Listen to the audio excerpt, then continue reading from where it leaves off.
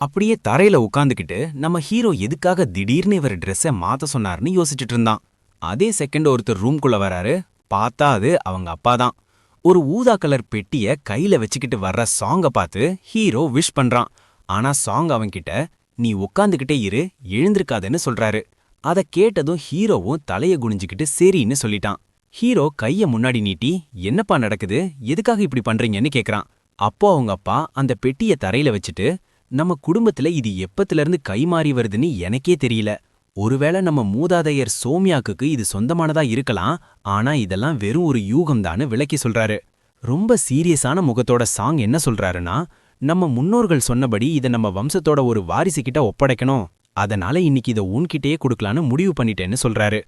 கண்ணை மூடிக்கிட்டு ஹீரோவோட அப்பா சொல்றாரு, மத்தவங்க என்ன வேணாலும் சொல்லிட்டு போகட்டும், ஆனா நம்ம வம்சத்தை நிமிர்ந்து நிக்க வச்சது நீதான், அதனால இந்த குடும்பத்தை வழிநடத்துற ஆளும் நீதான்னு சொல்றாரு. ஹீரோ குழப்பத்தோட நேரா பார்த்து, எதுக்காக இப்படி சொல்றீங்க, இதெல்லாம் உங்களால தான் நடந்துச்சுன்னு கேக்குறான். உடனே சாங் தன்னோட கைய அந்த ஊதா கலர் பெட்டி மேல வைக்கிறாரு. ரொம்ப மிரட்டுற மாதிரி நேரா பார்த்து, சோ வம்சத்தோட 22வது தலைமுறை ஆளா இந்த ஹெவன்லி பிளட் ஸ்டோனை என்னோட 2வது மகனுக்கு கொடுக்கறதா அறிவிக்கிறேன்னு கராரா சொல்றாரு. இத கேட்டதும் நம்ம ஹீரோ ஆச்சரியத்துல அப்படியே வாயடைச்சு போய் நிக்கிறான். தன்னோட பழைய வாழ்க்கையில அவங்க அப்பா ஒரு லாக்கெட் கொடுத்தது அவனுக்கு ஞாபகம் வருது. இந்த மாதிரி ஒரு சீனை எங்கேயோ பார்த்த மாதிரி இருக்கேன்னு அவனுக்கு தோணுது. அந்த பெட்டியை ஓபன் பண்ணும்போதே போன ஜென்மத்துல அவங்க அப்பா அவனுக்கு ஒரு ரூபி ஆர்டிஃபேக்ட் கொடுத்ததை நினைச்சு ஹீரோ மனசுக்குள்ள சிரிச்சுக்கிறான். அப்போ அந்த பெட்டிக்குள்ள ஒரு ரத்தம் படிஞ்ச மெடாலியன் இருக்கிறத ஹீரோ பாக்குறான். அதே சமயம் அவங்க அப்பா ரொம்ப சீரியஸான முகத்தோட, இத நீ அடுத்த வாரிசுகிட்ட ஒப்படைக்கிற வரைக்கும் எப்பவும் உன் கழுத்திலேயே தான் போட்டிருக்கணும், இந்த ஹெவன்லி பிளட் ஸ்டோனை வாங்குறவனோட கடமை இதுதான்னு சொல்றாரு. இத கேட்டதும் நம்ம ஹீரோக்கு செம்ம ஷாக், அப்படியே உறைஞ்சு போய் நிக்கிறான். அப்படியே பழைய வாழ்க்கையில நடந்ததை இப்போ நடக்கிறதோட கனெக்ட் பண்ணி பார்க்கறான். அப்போ இந்த லாக்கெட்டு தான் சோவம்சத்தோட பொக்கிஷமா, இது ஒரு குடும்ப நகையா, அப்படின்னா நான் என்னோட பழைய முன்னோரோட உடம்புக்குள்ள தான் வந்திருக்கேனான்னு டிரான்ஸ்மைக்ரேட் ஆயிருக்கேனான்னு யோசிக்கிறான். கரெக்டா அந்த நேரத்துல அந்த பிளட் ஸ்டோன்ல இருந்து ஒரு விசித்திரமான சத்தம் வர ஆரம்பிக்குது. கொஞ்ச நேரத்திலேயே அதிலிருந்து ஒரு மாதிரி வயலட் கலந்த சிகப்பு எனர்ஜி வெளியே வருது. அப்போ ஏதோ ஒரு குரல், இவனுக்கு இந்த கல்லோட பவர் ஏற்கனவே தெரிஞ்சிருக்கு போலயே, இவனுக்கு இவ்ளோ ஸ்ட்ராங்கான ஆறா இருக்கிறத பார்த்தா இவன் கண்டிப்பா ஒரு பெரிய ஆளா தான் இருப்பான்னு அந்த வாய்ஸ் சொல்லுது. இப்படி ஒரு ஹார்மனி எப்படி உருவாச்சு, இவன் எப்படி இந்த வாழ்க்கையில வந்தான், ஒருவேளை இவனுக்கு இதோட பவர் தெரிஞ்சிருந்தா அது இதுக்குள்ள சீல் பண்ணி வைக்கப்பட்டிருக்கணுமேன்னு அதுங்களுக்கு ஒரே ஆச்சரியம். இத கேட்டதும் நம்ம ஹீரோக்கு செம்ம ஃபியர், அப்படியே பயந்து போயிட்டான். பையன் பயப்படுறத பார்த்த அவங்க அப்பா என்னாச்சுன்னு கேக்குறாரு. அதுக்கு ஹீரோ இந்த கல்லு பேசுதுப்பான்னு சொல்றான். உடனே அந்த பெட்டியிலிருந்து வெளிச்சம் இன்னும் பயங்கரமா அடிக்குது. அந்த மர்மமான குரல்கள், நாங்க பேசுறது உனக்கு கேக்குதா, இது எப்படி சாத்தியம், நம்ம வம்சத்துல வந்த இவன்கிட்ட நம்மளால பேச முடியுதுன்னு சொல்லுதுங்க. அப்படியே தரையிலிருந்து எழுந்திருச்ச சாங், நானும் ஒரு தடவை இந்த கல்ல ரொம்ப நேரம் பார்த்தப்போ எனக்கு ஒரு விசித்திரமான கனவு வந்துச்சு, இது ஒரு சாதாரண பொருள் கிடையாது, அதனால எப்பவும் உன் மனசை சுத்தமா வச்சுக்கோன்னு சொல்லிட்டு வெளியே போறாரு. கதவை மூடுனதுக்கு அப்புறமும் ஹீரோ அப்படியே ஷாக்ல நேரா பார்த்துட்டு நிக்கிறான். அந்த நேரத்துல பெட்டிக்குள்ள இருந்த அந்த பிளட் ஸ்டோன் எந்த சத்தமும் போடாம அப்படியே அமைதியா இருந்துச்சு. ஆனா அடுத்த நிமிஷமே அங்க ஒரு முன்னோரோட ஆவி தோன்றி உன் பேர் என்னான்னு கேட்டுச்சு. நம்ம ஹீரோ தன் நெஞ்சு மேல கைய வச்சுக்கிட்டு அவன் பேரை சொல்லிட்டு, எனக்கு எந்த பிரச்சனையும் இல்லை, என்னால பேச முடியுதுன்னு விளக்கி சொல்றான். அந்த பெரியவர் ரொம்ப சீரியஸான முகத்தோட, உன்னால எங்க சத்தத்தை கேட்க முடியுதுன்னா உன்னோட எனர்ஜி எங்களோட வம்சத்துல வந்தவங்க மாதிரியே தான் இருக்கு, ஆனா உன்கிட்ட ஏன் அந்த நூல் தெரியலன்னு கேக்குறாரு. ஹீரோ அப்படியே குழப்பத்தோட அது என்ன நூல்னு கேக்குறான். நம்ம ஹீரோவோட உடம்புல இருந்து ஒரு பயங்கரமான எனர்ஜி எல்லா திசையிலையும் வர்ற மாதிரி அந்த பெரியவர் கற்பனை செஞ்சு பார்க்கறாரு. அப்புறம் அவரு இந்த கல்லால தேர்ந்தெடுக்கப்பட்டு அதோட ஆசீர்வாதம் கிடைக்கிறவங்களுக்கு சில அபூர்வ சக்திகள், அபிலிட்டிஸ் கிடைக்கும். ஆனா அதுக்கு பதிலா அந்த நூல் மூலமா அவங்க விதியை இந்த கல்லோட இணைக்கணும். அவங்க இந்த உலகத்துல வாழ்ந்து முடிச்சதுக்கு அப்புறம் அவங்க ஆத்மா இந்த கல்லோட கட்டுப்பாட்டுல தான் இருக்கும். ஆனா உன்கிட்ட அந்த மாதிரி ஒரு நூல் எனக்கு தெரியலையேன்னு சொல்றாரு. அந்த பெட்டிக்கு முன்னாடி உட்காந்துக்கிட்ட நம்ம ஹீரோ இந்த கல்லோட ஆசீர்வாதம் மூலமா எனக்கு சக்திகள் கிடைக்குமான்னு கேட்குறான். அதுக்கு அந்த பெரியவர் ரொம்ப மிரட்டுற மாதிரி நேரா பார்த்து, ஆமா நீ சில வித்தைகளை கத்துக்கணும், இல்லனா உன்னோட எனர்ஜி எங்களோட வம்சத்துல வந்தவங்க மாதிரியே எப்படி இருக்க முடியும்னு கேட்குறாரு. ஹீரோ ரொம்ப சீரியஸா நீங்க எந்த சக்தியை பத்தி பேசுறீங்கன்னு யோசிக்கிறான். ஒரு வாழ்வீரன் எப்படி இருப்பானோ அப்படி ஒரு உருவத்தை மனசுல நினைச்சுக்கிட்டு அந்த பெரியவர், உனக்கு என்ன வேணுமோ அதை பொறுத்து தான் அது அமையும், உனக்கு ஒரு போர் வீரனா ஆகணும்னு ஆசை இருந்தா அதுக்கேத்த மாதிரி சொர்க்கத்தோட இணக்கமான ஒரு உடம்பு உனக்கு கிடைக்கும்னு சொல்றாரு. அந்த முன்னோரோட ஆவி தொடர்ந்து பேசுறாரு. ஒருவேளை நீ கையில பிரஷ் புடிச்சு பழக்கப்பட்ட ஒருத்தனா இருந்தா பெரிய பெரிய பிளான் பண்ற அளவுக்கு ஒரு பயங்கரமான அறிவு உனக்கு இது கொடுக்கும்னு ஒரு ஆள் பிரஷ் புடிச்சிருக்கிற மாதிரி கற்பனை பண்ணி வளர்க்குறாரு. அப்புறம் ஒரு ஆர்மியை வழிநடத்துற ஒருத்தரை ஞாபகப்படுத்தி நீ ஒரு ராஜாவாகணும்னு கனவு கண்டா எல்லாரையும் அப்படியே ஊடுருவி பார்க்குற ஒரு கூர்மையான பார்வையை இது உனக்கு கொடுக்கும்னு சொல்றாரு. மனசுக்குள்ள ஒரு பெரியவர் சீல் பயன்படுத்துற மாதிரி நினைச்சுக்கிட்டு நீ எதையாவது தேடிட்டு இருந்தா ஒரு பெரிய வழியை கண்டுபிடிக்கிற மாதிரி மின்னல் வேகத்துல உனக்கு ஞானம் கிடைக்கும்னு அந்த ஆவி சொல்லுது. இதை எல்லாத்தையும் கேட்டுட்டு நம்ம ஹீரோ ரொம்ப ஆச்சரியமா நேரா பார்த்து நீங்க சொன்னதுல எதுவுமே எனக்கு கிடைக்கலையேன்னு சொல்றான். ஒருவேளை அப்படி ஏதாவது ஒரு கிஃப்ட் அவனுக்கு கிடைச்சிருந்தா அவன் ஏன் அந்த பட்டறையில இவ்ளோ கஷ்டப்பட போறான்னு அவனுக்கே அது வேடிக்கையா இருந்துச்சு. அதே நிமிஷம் அந்த பிளட் ஸ்டோன்ல இருந்து டக்குன்னு சிகப்பு கலர் எனர்ஜி வெளியே வந்துச்சு. நீ இப்போ என்ன சொன்னன்னு ஒரு குரல் விரலை நீட்டி அவன்கிட்ட கேட்குது. அந்த பெரியவர், இதெல்லாம் சும்மா பொய் சொல்லாத, உனக்கு கண்டிப்பா ஏதாவது ஒன்று கிடைச்சிருக்கும், இல்லனா உன்னோட இந்த ஸ்ட்ராங்கான ஆறாவுக்கு வேற என்ன காரணம் இருக்க முடியும்னு கேட்குறாரு. அவர் அப்படி சொன்ன உடனே நம்ம ஹீரோக்கு டக்குன்னு ஒன்று ஞாபகம் வருது. அவன் சாகுற நேரத்தில் அந்த லாக்கெட்டை கையில் வச்சிருந்ததை அப்படியே நினச்சி பார்க்குறான். ஒருவேளை ஏதாவது விசித்திரமா நடந்திருக்குமோன்னு அவனுக்கு ஒரு டவுட் வருது. ஒரு ஆக்சிடென்ட்ல இவன் இறந்து போனதுக்கப்புறம் பழைய காலத்தில் வேற ஒருத்தரோட உடம்புல இவன் கண்முழிச்சதை யோசிச்சு பார்க்குறான். ஒருவேளை இது எல்லாமே அந்த ஒரு கல்லு பண்ண வேலையா இருக்குமோன்னு அவனுக்குள்ள ஒரு யோசனை வருது. பயத்துல பல்ல கடிச்சுக்கிட்டு நம்ம ஹீரோ யோசிக்கிறான். நான் இந்த மாதிரி பழைய காலத்துல மறுபடியும் பிறந்திருக்கிற விஷயத்தை இவங்க கிட்ட சொல்லலாமான்னு அவனுக்கு ஒரு டவுட் வருது. மெல்ல அந்த பெட்டிக்கு பக்கத்துல குனிஞ்சு, உண்மைய சொல்லணும்னா இங்க ஏதோ விசித்திரமா நடக்குது, ஆனா அது இந்த கல்லால தான் நடக்குதான்னு எனக்கு தெரியல. அப்புறம் இது என்னோட ஒரு ரகசியம், இத சொல்லவே எனக்கு பயமா இருக்குன்னு சொல்றான். அப்போ திடீர்னு எங்க இருந்தோ நீல நிற கண்கள் கொண்ட ஒருத்தர் அங்க தோன்றி, ஏன் எங்கள நம்ப மாட்டியா? நாங்க உன்னோட முன்னோர்கள், நீ எங்களோட வாரிசு, அவ்வளவுதான், இதை தாண்டி வேற எதுவும் இல்லைன்னு கேக்குறாரு. தன் கையை முன்னாடி நீட்டி அந்த பெரியவர், அதுவும் இல்லாம நாங்க இப்ப வெறும் ஆவிகள், அதாவது ஸ்பிரிட்ஸ் தான் இருக்கோம், இந்த உலகத்துல தலையிடுறதுக்கு எங்களுக்கு பலமும் இல்ல, ஆசையும் இல்ல, அப்படி இருக்கும்போது நாங்க உனக்கு எப்படி தீங்கு செய்ய முடியும்னு கேக்குறாரு. ஹீரோ ரொம்ப பயத்தோட தலைய குனிஞ்சுக்கிட்டு, நீங்க நிஜமாவே என்னோட முன்னோர்கள் தானான்னு கேக்குறான். அதே செகண்ட் அந்த நீல நிற கண்ணுக்காரருக்கு பின்னாடி இன்னும் நிறைய பேர் வந்து நிக்கிறாங்க. இதெல்லாம் உண்மைதான், ஏன்னா இந்த கல்லு இந்த வம்சத்துல மட்டும்தான் தலைமுறையா கைமாறி வருது. இந்த தலைமுறையில நீ தான் இதுக்கு பொறுப்பு, அதனால நாங்க உனக்கு கெட்டது நினைக்க மாட்டோம்னு அவர் சொல்றாரு. இதை எல்லாத்தையும் கேட்டுட்டு நம்ம ஹீரோ இன்னும் பயத்துல பல்ல கடிச்சுக்கிட்டு நிக்கிறான். ஆனா அடுத்த நிமிஷமே ஹீரோ ஒரு முழு நம்பிக்கையோட நேரா பார்த்து, நான் மறுபடியும் பிறந்திருக்கேன்னு உண்மையை சொல்லிடுறான். இதை கேட்டதும் அங்கிருந்த ஆவிகள்லாம் அப்படியே ஷாக் ஆகி, இது எப்படி சாத்தியம், இது நடக்கவே முடியாதேன்னு வாய் அடைச்சு போய் நிக்கிறாங்க. அப்போ அந்த சிவப்பு கண்ணுக்கார பெரியவர் திடீர்னு சிரிக்க ஆரம்பிச்சு, கடைசியில அந்த ஸ்வர்க்கம் அவனோட விதியை தாண்டி எதுவும் நடக்க விடல போலையேன்னு சொல்றாரு. அவங்க முன்னோரோட ஆவி வாயத் திறந்து பயங்கரமா சிரிக்க ஆரம்பிச்சது. நீ எப்பவும் உன் லாபத்தை மட்டும் நினைக்கிற மனுஷனாதான் இருப்பேன்னு சொல்லிட்டு கடைசியில ஷீமா தான் ஜெயிச்சான்னு சொல்லுது.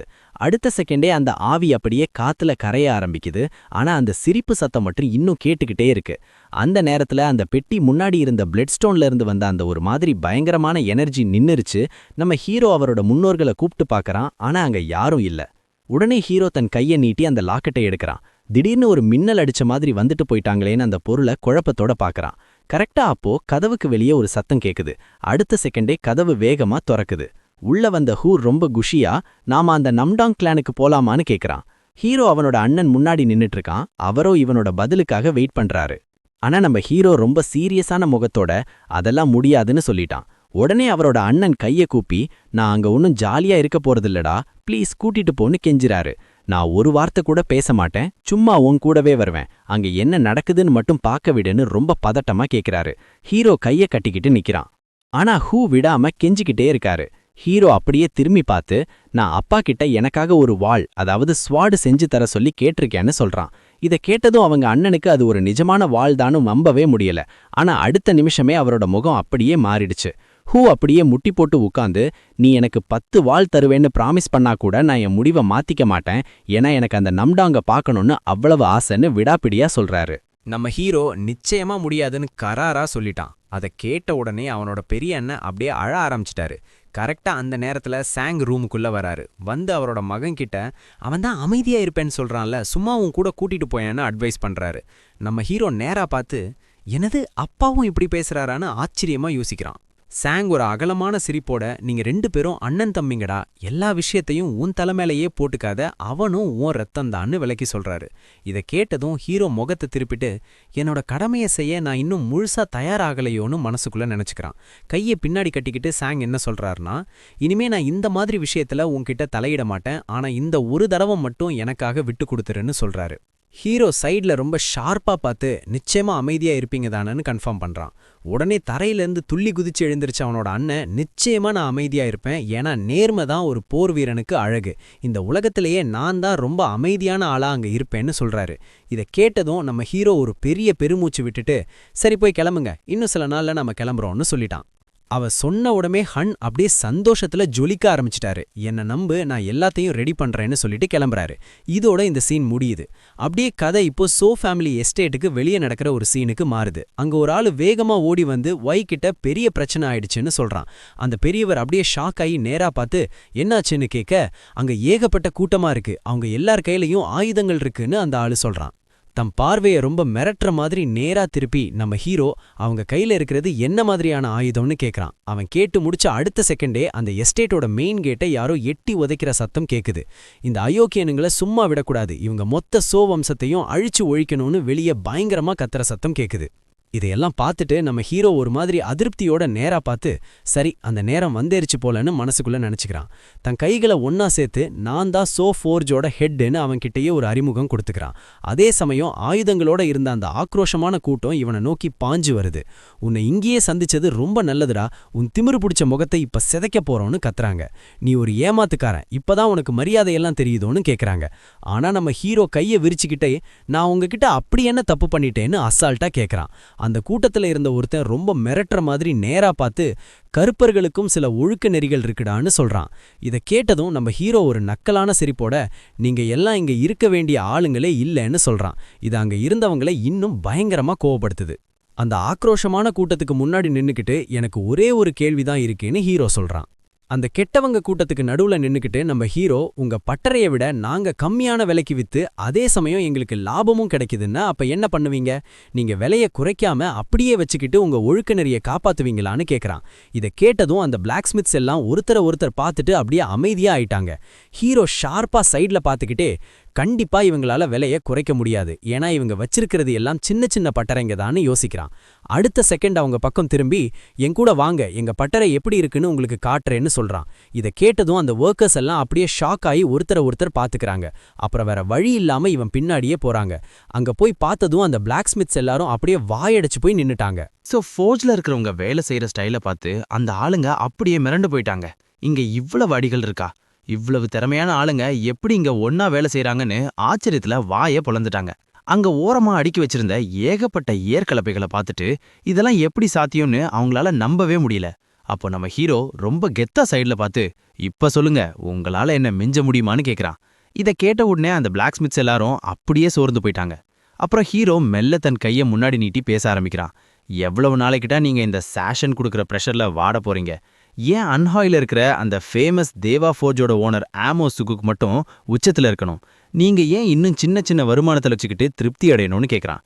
இதை கேட்டதும் அங்கிருந்து ஒரு பிளாக் ஸ்மித் நீ சொல்றது எல்லாமே உண்மைதான்னு ஒரு மாதிரி சிரிச்சுக்கிட்டே சொல்றான். அடுத்த செகண்ட் ஹீரோ ரொம்ப சீரியஸான முகத்தோட நம்ம அன்ஹாய்க்கு கடந்த 100 வருஷத்துல என்னைக்காவது இம்பீரியல் பேலஸ்ல இருந்து ஒரு ஆர்டராவது வந்திருக்கா? நம்ம பசங்களை வெறும் வாரியர்ஸ்களை மாத்த மட்டும்தான் கூட்டிட்டு போறாங்களே தவிர நம்மள அவங்க என்னைக்காவது ஒரு பொருட்டா மதிச்சிருக்காங்களான்னு கேக்குறான். அப்படியே வானத்தை பார்த்து விரல நீட்டி இந்த எல்சான் ஹாய் எதுக்காக ஃபேமஸ் ஆனதுன்னு தெரியுமா? அந்த லெஜெண்டரி ஹெவன்லி டிராகன் பிளேடையும் புனிதமான அந்த சேக்ரெட் ஸ்வாடையும் உருவாக்குனது யாருன்னு ஞாபகம் இருக்கான்னு கேக்குறான். இதை கேட்டதும் அங்க இருந்தவங்களுக்கு அப்படியே பயங்கர குஷி ஆயிருச்சு.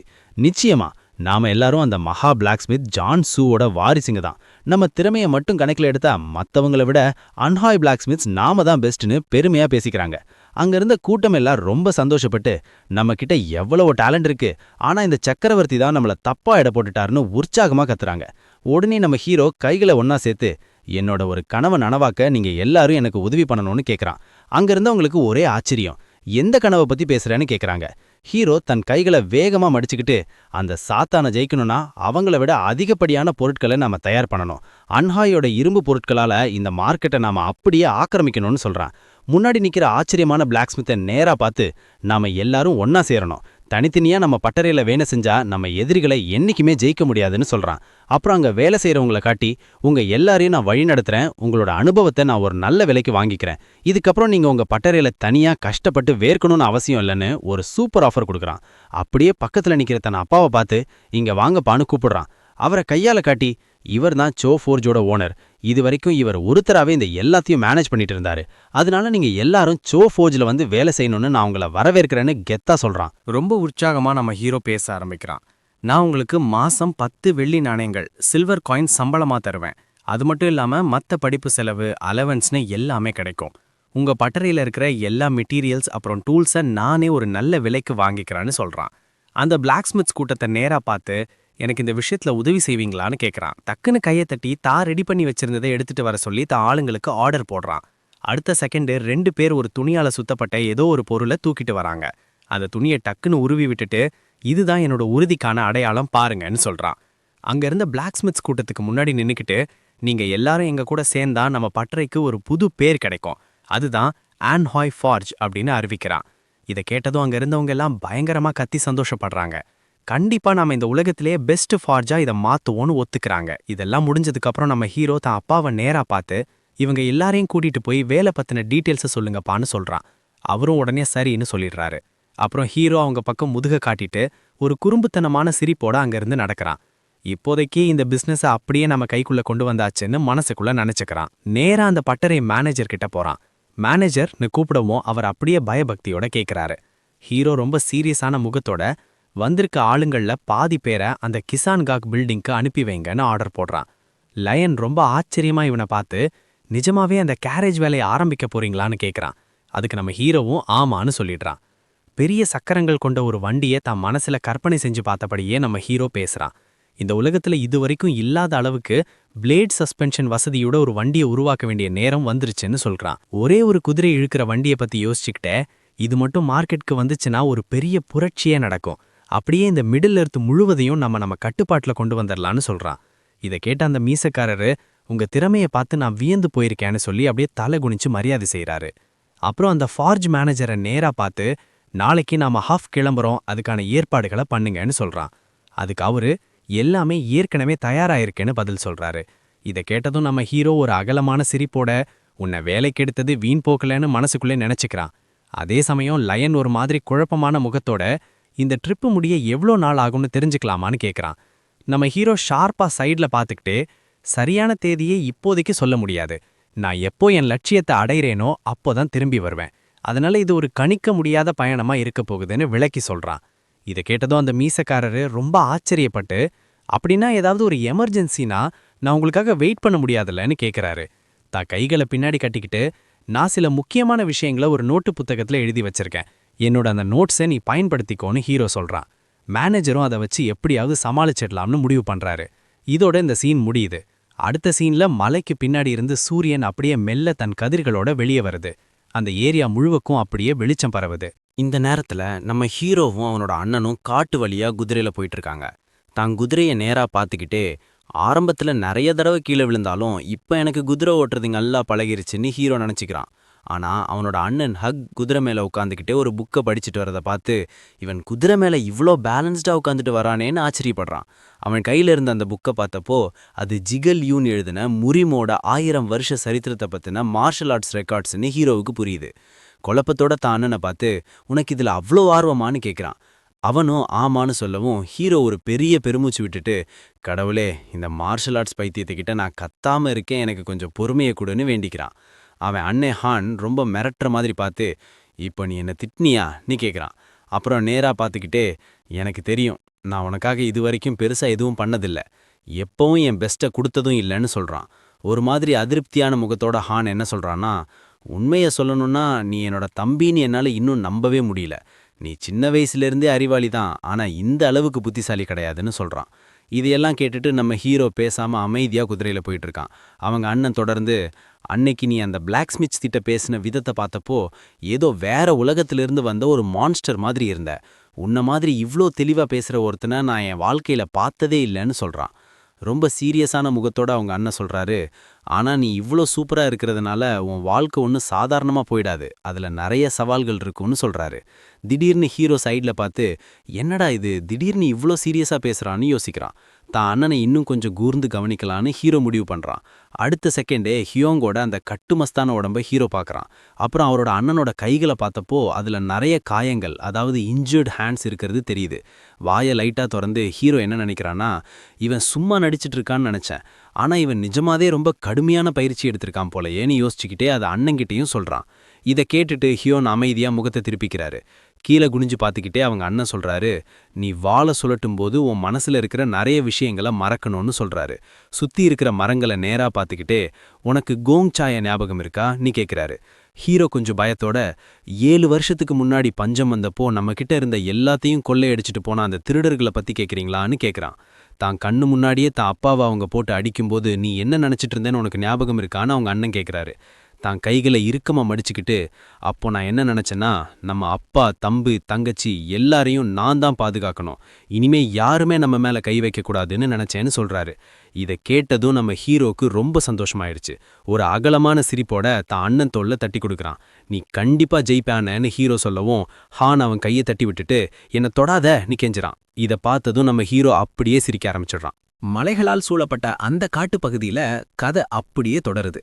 திடீர்னு அந்த பிளட் ஸ்டோன்ல இருந்து ஒரு சிவப்பு நிற ஒளி வெளியே வந்து ஒரு பயங்கரமான எனர்ஜி வெளிப்படுது. அப்போ ஒரு குரல் கேக்குது, இவன் பேசுற பேச்ச பார்த்தா ஆத்து தண்ணியை கூட காசுக்கு வித்துருவான் போலயேன்னு நக்கலா சொல்லுது. நம்ம ஹீரோ குழப்பத்தோட தன் அண்ணனை பார்த்துக்கிட்டே குதிரையில போயிட்டு இருக்கான். அப்போ அந்த முன்னோரோட ஆவி, இந்த வம்சத்தோட வாரிசு ஒரு பட்டறைய உருவாக்குறதுக்காக இவ்வளவு கஷ்டப்படுறானேன்னு சொல்லிட்டு, இவனை பார்த்து எனக்கே டயர்டாயிடுச்சு, ஆனா இவனவன அப்பாவை விட எவ்வளவோ பரவாயில்ல, அவனை நினைச்சாலே என் ரத்தம் கொதிக்குதுன்னு சொல்லுது. அந்த தெரியாத குரல் கூடவே, நீயும் அவன மாதிரி தான், ஆனா அவனை விட 100 மடங்கு இல்ல 1000 மடங்கு நீ பெட்டர்னு சொல்லவும் ஹீரோக்கு செம்ம கோவம் வருது. தன் பற்களை கடிச்சுக்கிட்டு, இந்த வாரிசுங்க கிட்ட இருந்து வந்த அந்த பொருள் வெறும் ஒரு கல்லுதானே, இதுக்கு ஏன் இவ்வளோ பில்டப் கொடுக்குறாங்கன்னு ஹீரோ மனசுக்குள்ள நினைக்கிறான். அடுத்த செகண்டு அந்த சிவப்பு நிற கண்கள் கொண்ட பெரியவரோட ஆவி அதிருப்தியோட தோன்றி, வெறும் கல்லுன்னு எப்படி சொல்லவா, இது எவ்வளோ மதிப்பு வாய்ந்தது தெரியுமான்னு கேட்கிறாரு.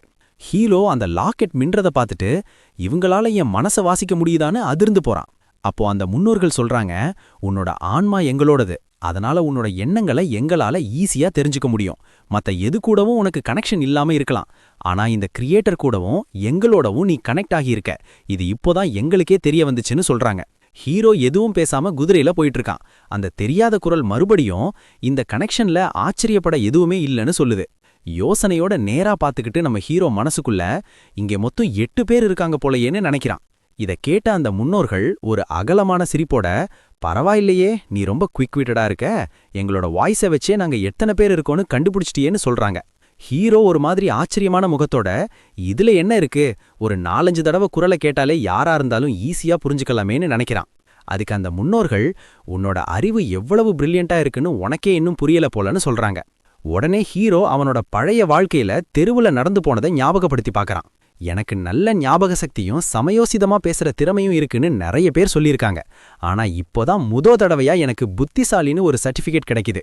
நான் அவ்வளவு அறிவாளியா இருந்தா ஆரம்பத்திலேயே அந்த சிவில் சர்வீஸ் எக்ஸாம்ல பாஸ் ஆகியிருப்பேனேன்னு யோசிக்கிறான். இதை கேட்ட அந்த முன்னோர்களோட ஆவிங்க, உன்னோட ஆன்மா ஒரு ஹை லெவல்ல இருக்கிறத நீ இன்னும் சீரியஸா எடுத்துக்கல போலன்னு ஆச்சரியப்படுறாங்க. உன்னோட இந்த திறமைக்கு காரணம் வெறும் இந்த எனர்ஜி மட்டும் கிடையாது, ஒருவேளை மறுபிறவி எடுத்தவங்களுக்கு இருக்கிற ஒரு ஸ்பெஷல் குவாலிட்டியா கூட இது இருக்கலான்னு அவங்க நினைக்கிறாங்க. ஹீரோ தன் பட்டறையில வேலை செய்யறவங்கள பத்தி யோசிச்சுட்டு இருக்கும்போது அந்த முன்னோர்கள், நீ வேலைகளை பிரிச்சு கொடுத்த அந்த மெத்தட் இந்த உலகத்துல இதுவரைக்கும் இல்லாத ஒண்ணு, அதை பார்க்கும்போதே தெரியுது நீ ரொம்ப வித்தியாசமானவன்னு அப்படின்னு பாராட்டுறாங்க. அப்போ அந்த பெரியவரோட ஆவி ஒரு மனித உருவத்தை எடுத்து, இருந்தாலும் எனக்கப்புறம் ஒரு ராஜாவா ஆகிறதுக்கு உனக்கு இன்னும் தகுதி பத்தாதுன்னு கராரா சொல்லிடுறாரு. மெனக் அந்த பேரை சொன்ன உடனே நம்ம ஹீரோ அப்படியே ஷாக் ஆகிட்டான். என்னது, 3 தேசங்கள்ல ஒரு ராஜா மாதிரி இருந்த அந்த ஷியாவஷா பத்தி தான் சொல்றாரா? எங்க ஃபேமிலியை ஆரம்பிச்சு வச்ச ஃபவுண்டர் அவரான்னு அவனால நம்பவே முடியல. அப்போ அந்த சிவப்பு உடை போட்ட பெரியவர் ரொம்ப மிரட்டுற மாதிரி ஒரு லுக்கு விட்டுட்டு, அவரை போய் ஃபவுண்டர்னு சொல்றது முழுசா சளி கிடையாது, இந்த சோக்லேன் அதுக்கு முன்னாடியே உருவானது தான், ஒருத்தர் மூலியமா தான் அவர் இந்த பொசிஷனுக்கு வந்தாருன்னு சொல்றாரு. இதை கேட்டுக்கு ஹீரோ அப்படியே குழப்பமா அந்த ராஜாவை பத்தி யோசிச்சுட்டு இருக்கான். திடீர்னு மெனக் பின்னாடி நின்ன ஒரு ஆவி, இது வரைக்கும் எங்க வாரிசுகள்ல இவன் தான் பெஸ்ட்னு சொல்லுது, ஆனா மெனக் இவன் எப்பவும் தான் லாபத்தை மட்டும்தான் பார்ப்பான், அதனால இவன் ராஜாவா ஆக முடியாதுன்னு சொல்லிடுறாரு. இதை கேட்டதும் ஹீரோவுக்கு செம்ம கடுப்பாகி பற்களை கடிக்கிறான். காசு கொடுத்த ஆளுங்களை வேலைக்கு வைக்கிறதுல என்ன தப்பு, எல்லாரையும் அடிமைகளா வச்சுக்கவா முடியும், இல்ல அவங்கள ஹிப்னாட்டிசம் பண்ணி வேலை வாங்க முடியுமான்னு கேக்குறான். ஹீரோ தொடர்ந்து குதிரையில போயிட்டு இருக்கும்போது அந்த முன்னோர்களோட ஆவிங்க, நீ நாங்க சொல்றத சரியாவே கவனிக்க மாட்டேங்கிற, கொஞ்சம் அமைதியாயிருன்னு கோவப்படுறாங்க. கரெக்டா அப்போ ஹீரோ திடீர்னு யுங் பக்கம் பார்க்கறான். யுங் அந்த ஸ்வாட் மாஸ்டரை பத்தி ஏதோ பேசிட்டு இருக்காரு. ஹீரோ ஆச்சரியமா என்னாச்சுன்னு கேட்க அவனோட அண்ணன் பயங்கர குஷியில அப்படியே ஜொலிக்கிறாரு. இதெல்லாம் நம்பவே முடியலடா, எப்படி இது சாத்தியம்னு கேட்கறாரு. தான் வாளாலேயே எல்லாத்தையும் அழிக்கிற ஒருத்தரை மனசுல கற்பனை பண்ணி பார்த்தபடியே அந்த டார்க் டெமான் கல்ட்டோட 8 தலைவர்களையும் இவன் ஒத்த ஆளா நின்னு அழிச்சிட்டான்னு இதுல போட்டிருக்கடான்னு எக்ஸைட் ஆகி சொல்றாரு. ஒரு நரைச்ச முடி கொண்ட ஸ்வாட்ஸ்மேன் அவனோட எதிரி தலையை சீவிரத கற்பனை பண்ணி பார்த்தபடியே அந்த கல்ட் லீடரோட தலைய வெறும் 6 வீச்சில இவன் வெட்டி சாச்சிட்டான்டான்னு அண்ணன் சொல்றாரு. ஹீரோ அவரை நேரா பார்த்து அந்த டார்க் டெமான் ரிங்ஸ் பத்தி கேட்கறான். அதுக்கு ஹன் அவங்களோட வாரிசுங்க இப்போ அந்த ஹெவன்லி டெமான் கேசல்ல இருக்காங்கன்னு விளக்குறான். இதை கேட்டதும் ஹீரோ அப்படியே குழப்பத்துல முகத்தை திருப்பிக்கிட்டு, இந்த heavenly demon castle, black heavenly brotherhood, அப்புறம் சாஷன், இவங்க 3 பேரும் தான் இருக்கிறதுலே ரொம்ப பவர்ஃபுல் ஆளுங்க. அப்படிப்பட்ட ஒரு குரூப்பை இவன் ஒத்த கையால தோற்கடிச்சான்னா அது சாத்தியமே இல்லையேன்னு யோசிக்கிறான். அதே சமயம் அந்த மகா ஸ்வாட்ஸ்மேனை மனசுல நினைச்சுக்கிட்டே ஹியான் பேசுறாரு. இந்த வீரன் இவ்வளவு பெரிய சாதனைகளை செஞ்சிருக்கான், ஆனா இவனை பத்தின ரெக்கார்ட்ஸ் ரொம்ப கம்மியா தான் இருக்கு. இவன் பேரு கூட யாருக்கும் தெரியல, அதனால எல்லாரும் இவனை பிளேம் மாஸ்டர்னு தான் கூப்பிடுறாங்கன்னு சொல்றாரு. யோசனையோட அண்ணன் என்ன சொல்றாருன்னா, இவனோட குடும்பம், பசங்க, இல்ல இவன் அதுக்கப்புறம் என்ன ஆனான்னு எந்த தகவலுமே இல்ல, வெறும் கதைகள் மட்டும்தான் மிச்சம் இருக்குன்னு வருத்தப்படுறாரு. புக்கை திறந்து காட்டி, இந்த மாஸ்டர் சாம் ஜோன்ஸாய பத்தி 2 பெரிய புக்கே இருக்கு, ஆனா இந்த சூப்பர் மாஸ்டரை பத்தி வெறும் 3 சாப்டர் தான் இருக்கு, இதெல்லாம் நம்பவே முடியலன்னு சொல்றாரு. கரெக்டா அப்போ அந்த சிவப்பு எனர்ஜி வர்ற பிளட் ஸ்டோன்ல இருந்து ஒரு கேள்வி வருது. இதை நீ என்னைக்காவது யோசிச்சு பார்த்திருக்கியான்னு. குதிரை மேல உட்கார்ந்தபடியே ஹீரோ எதை பத்தின்னு கேட்க, அதுக்கு அந்த முன்னோரோட ஆவி, இந்த ராஜாவோட வாரிசுகள்லாம் ஏன் இப்படி ஒரு மூல முடுக்குல இருக்கிற கிராமத்துல கஷ்டப்பட்டுட்டு இருக்காங்கன்னு தெரியுமான்னு கேக்குது. வேற பக்கம் பார்த்துக்கிட்டே நம்ம ஹீரோ, அதெல்லாம் எங்களுக்கு தெரியாது, சொத்து பத்தெல்லாம் 3 தலைமுறைக்கு தான் இருக்கும்னு சொல்லுவாங்க, அதான் ராஜா வீட்டுக்கும் இப்படி ஆயிடுச்சு போலன்னு பதில் சொல்றான். அப்போ அந்த ஆன்செஸ்டர்ஸ் ஒரு பெரிய கோல்டு பார் மூட்டைய மனசுல நினைச்சுக்கிட்டு, நீ என்னோட உழைப்ப அவ்வளோ சாதாரணமா எடை போட்டுடாத, நான் 1,00,000 பெட்டிங்க நிறைய தங்கத்தை விட்டுட்டு வந்திருக்கேன்னு சொல்றாங்க. அப்படியே கையை நீட்டி, இந்த சோக்லேண்ட்ல வந்த என்னோட வாரிசுங்க ஹிஸ்ட்ரியிலேயே என்ன அடையாளத்தை விட்டுட்டு போயிருக்காங்கன்னு கேட்குறாரு. இவ்வளோ தங்கம் இருக்கிற விஷயத்த கேட்ட உடனே நம்ம ஹீரோ அப்படியே ஆடி போயிட்டான். ஏன்னா இப்போ இருக்கிற ரேட்டுக்கு கணக்கு பண்ணி பார்த்தா அது கிட்டத்தட்ட 375 டன் வரும். இது சும்மா சாதாரண விஷயம் இல்லையே. சுத்தி இருக்கிற மரங்களை அப்படியே பார்த்துட்டு வரும்போது அந்த ஆன்செஸ்டர் ஒரு கேள்வி கேட்குறாரு, உனக்கு என் கூட ஒரு டீல் பேசணுமான்னு. ஹீரோவும் என்னது அதுன்னு கேட்குறான்.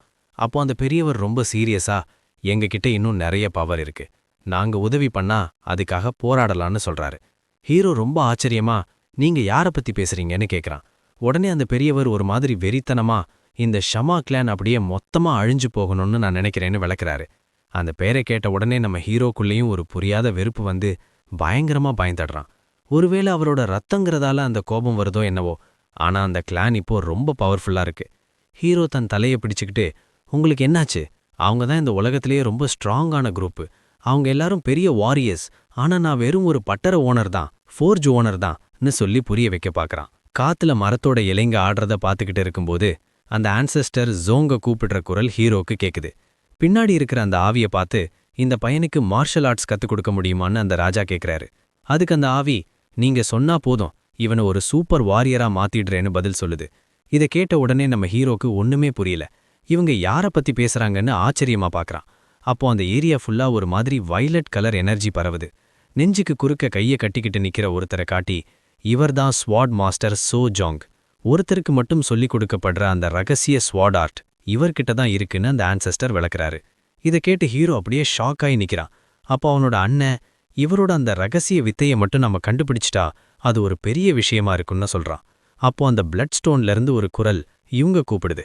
அந்த மாஸ்டர் முன்னாடி நின்னுக்கிட்டு, மெண்டெக், இந்த பையனுக்கு அந்த ரகசிய டெக்னிக்ஸை கத்துக் கொடுப்பியான்னு கேட்குறாரு. அதுக்கு அவரு, என்னோட வாரிசுங்க அந்த பிளாக் மார்க்கெட் ஆளுங்க கிட்ட சிக்கி சீரழியாம இருந்தா கண்டிப்பா சொல்லித்தரேன்னு சொல்றாரு. ஹீரோ பயத்தோட அந்த ஆளை பார்க்கறான். அவரு பார்க்கவே ரொம்ப கம்பீரமா இருக்காரு. அப்போ அந்த ஜங் ரொம்ப சீரியஸா, நான் அப்பப்போ உன்னோட அந்த உலகத்தை வேவு பார்த்துட்டு தான் இருப்பேன்னு சொல்றாரு. நம்ம உலகத்துல இருக்கிற அந்த பெரிய பெரிய சிட்டிங்க, ஏரோப்ளேன், யாட்ஸ் இதையெல்லாம் ஞாபகப்படுத்தி பார்த்த அந்த மாஸ்டர், உங்க உலகத்துல இருக்கிற அந்த டெக்னாலஜியும் அறிவும் நிஜமாவே ஆச்சரியமா இருக்கு, இதெல்லாம் எங்க உலகத்துல கற்பனை கூட பண்ண முடியாதுன்னு சொல்றாரு. இதை கேட்ட உடனே ஹீரோ பற்களை கடிச்சுக்கிட்டு, நீங்க அதையும் பாத்தீங்களா? நீங்கெல்லாம் பெரிய ஸ்டாக்கல் போலேன்னு கடுப்பாகிறான். கடைசியா அந்த ஃபவுண்டிங் ஆன்செஸ்டர் தன் கைய முன்னாடி நீட்டி, உன்னோட அந்த அசாத்தியமான அறிவும் எங்களோட பவரும் ஒன்னா சேர்ந்தா எதையும் சாதிக்கலாம். இப்ப சொல்லு, நீ இந்த டீலுக்கு ரெடியான்னு கேக்குறாரு. ஹீரோ ஆச்சரியமா அந்த லாக்கெட்டை பார்க்கறான். அப்புறம் குதிரையோட கழிவாழத்தை இறுக்கமா பிடிச்சுக்கிட்டு ரொம்ப கான்ஃபிடென்ட்டா, நான் ரெடி, இந்த டீலுக்கு சம்மதிக்கிறேன்னு சொல்றான். அப்படியே காத்துல ஆடுற அந்த மரக்கிளையே ஒரு லுக்கு விடுறான்.